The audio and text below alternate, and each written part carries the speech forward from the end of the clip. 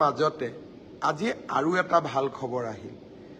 Indian child protection এই সংস্থাটোৱে অসমৰ 1032খন গাঁৱত চাইল্ড মেৰেজৰ ওপৰত এটা সমীক্ষা কৰিছিল যে শিশু কম বয়সতে ছোৱালীৰ বিয়া হোৱা সংখ্যা কমিছে নে কমা নাই, অসম চৰকাৰে লোৱা পদক্ষেপৰ ফলাফল কেনেকুৱা, ই ইতিবাচক নে নেতিবাচক।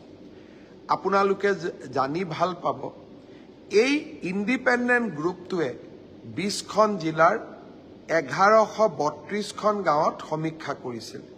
তেখেতসকলে আজি প্ৰতিবেদন ৰাষ্ট্ৰজুৰি প্ৰকাশ কৰিছে যে 81খন গাঁৱত চাইল্ড মেৰেজৰ ঘটনা কমি আহিছে।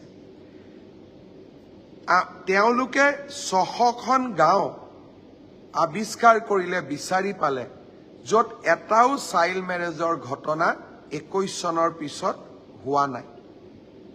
আৰু তেখেতসকলে এইটো সমীক্ষাত কৈছে যে অসমৰ এই গাঁওসমূহৰ 98% ৰাইজে চাইল্ড মেৰেজৰ বিপক্ষে চৰকাৰে লোৱা প্ৰচেষ্টাক সমৰ্থন দিছে।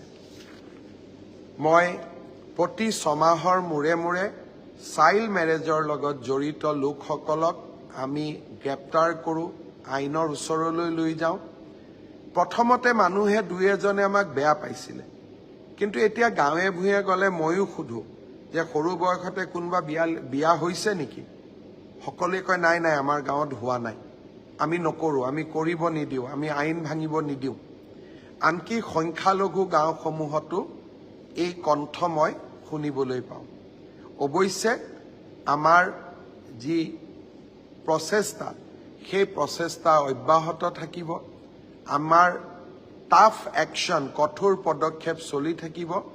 নৱেম্বৰ ডিচেম্বৰ মাহত আমি আৰু এবাৰ এনেকুৱা শিশুক কম বয়সতে বিয়া দিয়া ব্যক্তিসকলৰ বিৰুদ্ধে বা বিয়া কৰোৱা ব্যক্তিসকলৰ বিৰুদ্ধে আমি আকৌ এবাৰ ব্যৱস্থা হাতত ল'ম। মই ডিজিপি মহোদয়ক ইতিমধ্যে নিৰ্দেশ দিছোঁ যে প্ৰাথমিক সমীক্ষা আপুনি আৰম্ভ কৰক। নৱেম্বৰ ডিচেম্বৰ মাহত আমি আৰু এবাৰ ব্যৱস্থা হাতত ল'ব লাগিব।